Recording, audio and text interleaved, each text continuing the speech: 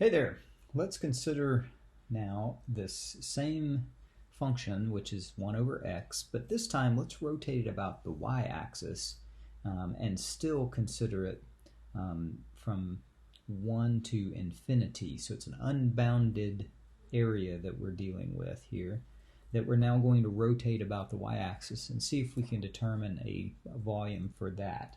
So here we go. So the thing that we tended to do when we went around the y-axis is what we call the shell method.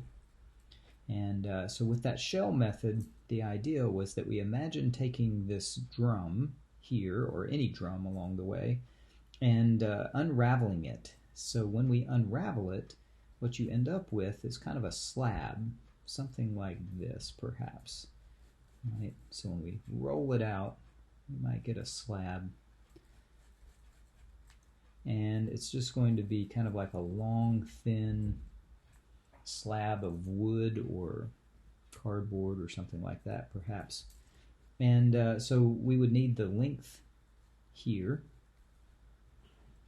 and how tall it is here, and then how thick it is, because it's essentially like a rectangular, it is a rectangular prism. So the distance here, which is the height of it, is going to go from the x-axis up to the function. So it's really just the function itself. The length here is the distance around the slab or around the drum here. So that's actually the circumference.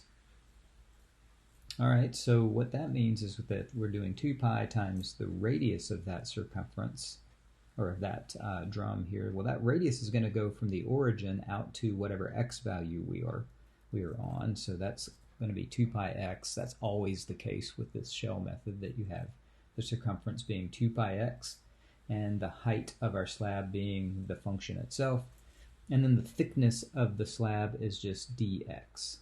So putting that together, we have the area the volume of the slab is 2 pi x times the height there is 1 over x times the thickness is dx. And of course we're doing the volume of this, so all of these drums expanding outward from 1 to infinity is what we want to add together. Okay, so that's going to represent the volume of this object, and because it's an unbounded integral here, we're going to do the limit as b goes to infinity from 1 to b. The 2 pi can come across the integral, and the x's can go away, so we just have a 1 right there, dx. All right, so let's keep going here. So we have the limit as b goes to infinity. Integral of 1, or antiderivative of 1, is just going to be an x. And we're doing this from 1 to b, so we plug in our b value. So this is going to be 2 pi times b minus 2 pi times 1. Well, the challenge there is as b goes to infinity, this term just explodes. So this term right here is going to go to infinity. So we say that this diverges, and so this thing actually has an infinite volume. All right, so that's a possibility. It's not always the case that we end up with a finite volume.